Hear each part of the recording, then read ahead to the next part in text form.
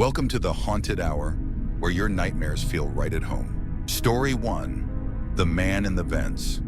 Have you ever wondered what might be lurking behind the walls of your house? In the spaces you never see? I found out, and it's something I'll never forget. It was a frigid Friday night in December. I was 17 and my parents had gone to a weekend conference, leaving me alone. I was thrilled at first. Freedom, junk food, staying up late with no one nagging me. You know, typical teenage stuff. The wind howled outside, rattling the old windows of our 1940s era house. The heating system groaned and clanked like it was alive. I wrapped myself in a blanket on the couch, a horror movie playing on the TV. The eerie soundtrack blended perfectly with the creaks and groans of the house. The movie was at its scariest part when I heard something faint, a kind of shuffling noise. At first I thought it was part of the movie, but when I muted the TV, the sound didn't stop. It was coming from above me. My eyes drifted to the air vent in the corner of the ceiling.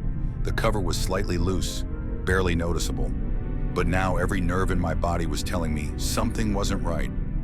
I tried to rationalize it. Maybe it was just the old ducts expanding and contracting with the heat.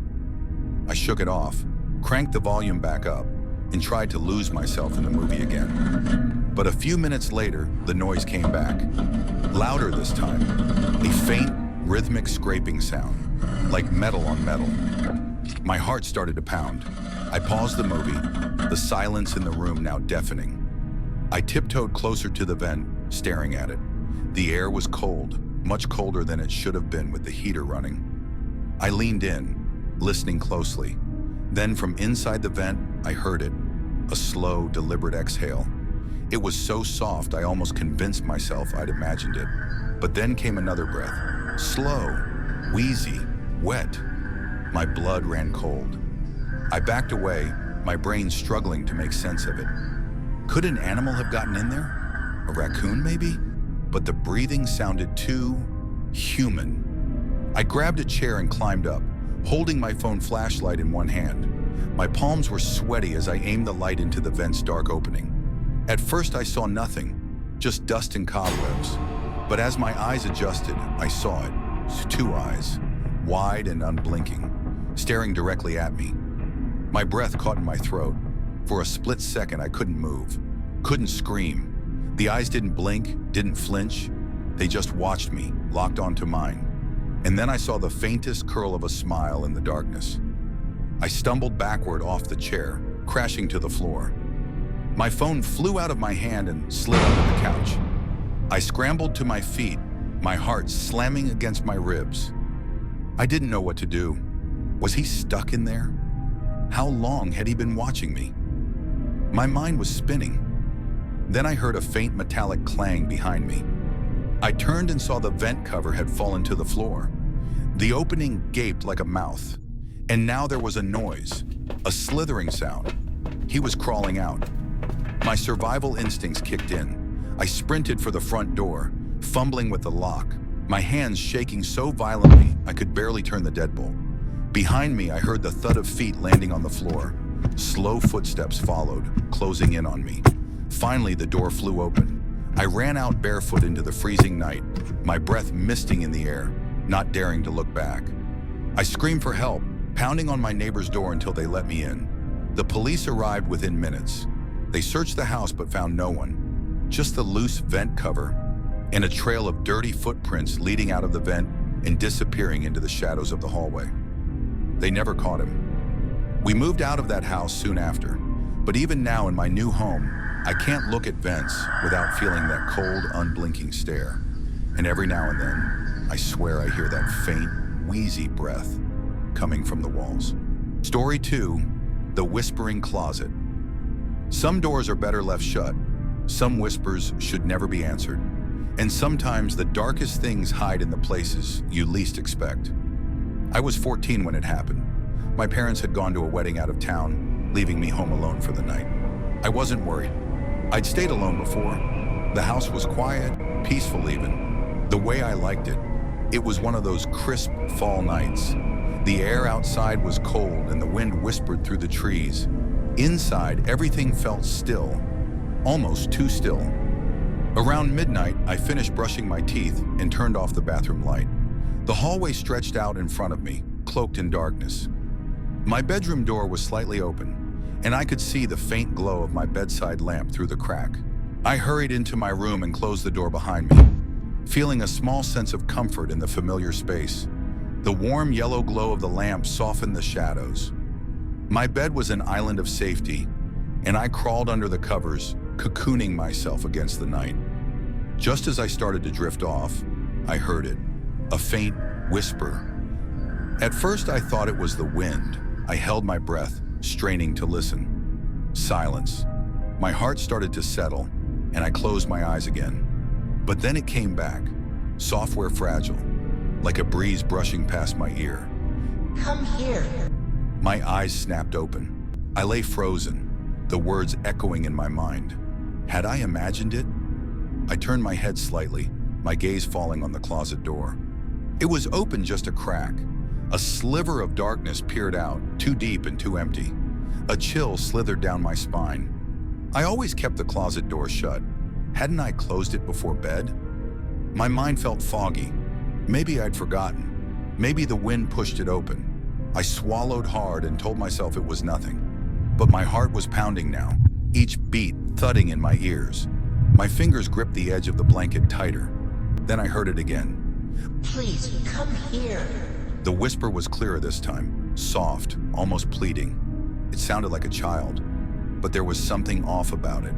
The voice was too flat, too mechanical, like someone imitating a child's desperation. A wave of dread washed over me. My room felt colder. The air seemed heavier. I turned on my bedside lamp, the sunlight pushing the shadows back into the corners. My eyes locked onto the closet.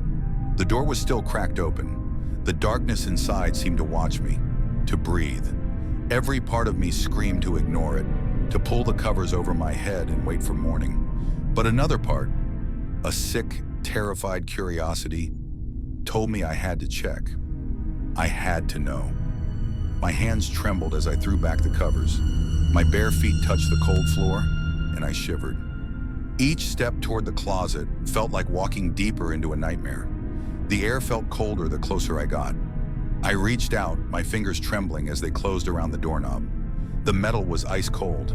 I took a deep breath. My heart was a wild drum beat in my chest, and I pulled the door open. The door swung wide with a soft creak. The darkness inside the closet yawned open. My clothes hung limply, casting distorted shadows. The air smelled stale, like something that had been locked away for a long time. For a moment, there was nothing, just the quiet rustle of my clothes. I let out a shaky breath, a laugh almost bubbling up. I felt foolish. Maybe I was just tired. Maybe. Just then, cold fingers wrapped around my wrist. The grip was thin, bony, and unbearably cold. I gasped, my eyes widening in horror. From the shadows of the closet, a face emerged, pale and sunken, with hollow eyes that stared up at me. Its mouth curled into a twisted smile, teeth yellowed and sharp. The thing's lips parted, and in that awful, flat voice, it whispered, "You shouldn't have opened the door." Panic exploded in my chest. I screamed and yanked my arm back, the icy fingers scraping my skin. I fell backward onto the floor, my head hitting the carpet. The thing in the closet leaned out further, its eyes locked onto mine. I scrambled back, my hands clawing at the floor. My foot shot out and kicked the closet door. It slammed shut with a deafening bang. I scrambled to my feet and shoved my desk chair against the door, my breath coming in ragged gasps. I stumbled out of my room, nearly tripping over my own feet, and ran down the hallway. I spent the rest of the night huddled in the living room. Every single light in the house turned on. My eyes never left the hallway. I didn't sleep. I barely even blinked. The next morning when my parents came home, I told them everything. My dad didn't believe me, but he went to check the closet anyway. He laughed it off, said there was nothing there, but then he noticed the inside of the door. Long, thin scratches ran down the wood, like something had been clawing to get out. I never sleep with the closet door open anymore, and sometimes in the dead of night, I hear that whisper again, just at the edge of my hearing.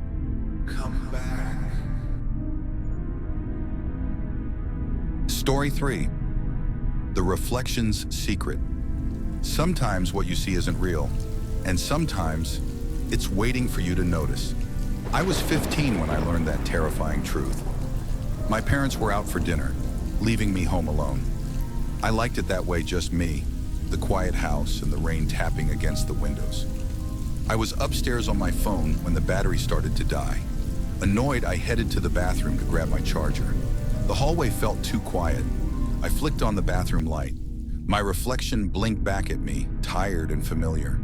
But something was wrong. In the mirror, the hallway behind me looked darker than it should. Shadows clung to the edges, thick and pulsing. I turned around. The hallway was dim, but not that dark. I leaned in closer to the mirror. That's when I saw it. A shadow slid silently along the wall in the reflection. But when I turned to look down the hallway, nothing. My stomach knotted. When I looked back into the mirror, the shadow was gone. Trying to shake it off, I grabbed my charger, turned off the light, and hurried to my room. But the unease clung to me like a wet blanket. An hour passed. My phone finally died. The room was dark except for faint light from the storm outside. The shadows in the corners seemed deeper. I glanced at the door. Hadn't I closed it? Now it was open an inch, a thin crack of hallway showing beyond. I shivered. I didn't hear it open. Hands shaking, I shut the door, making sure it clicked.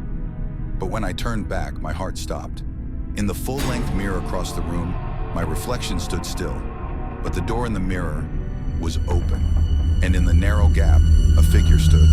My breath caught. It was tall, impossibly thin, its limbs twisted and long. Its face was swallowed by shadows, but I felt it watching me, cold, hollow eyes drilling into mine. I spun around.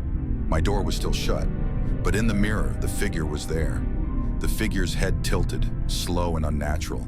Then in a low whisper that echoed inside my head, it said, "Let me in." I yanked at the door handle.